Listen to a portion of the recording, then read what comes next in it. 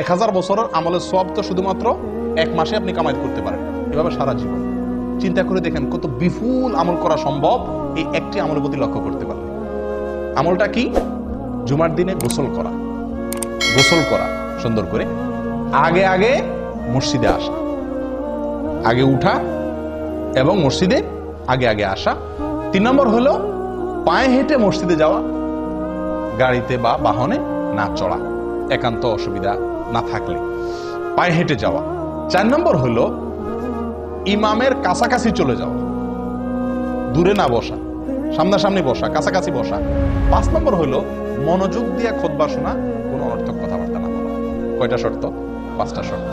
গোসল করা, আগে আগে আসা, পায়ে হেঁটে আসা, ইমামের কাছাকাছি বসা, মনোযোগ দিয়ে খুতবা শোনা, কোনো কথাবার্তা না বলা। এই 5 শর্ত যদি পূরণ করে কি আসে, তাহলে প্রতি কদমের বিনিময়ে 1 বছরের নফল সালাত, নফল সিয়ামের সওয়াব পাওয়া যাবে।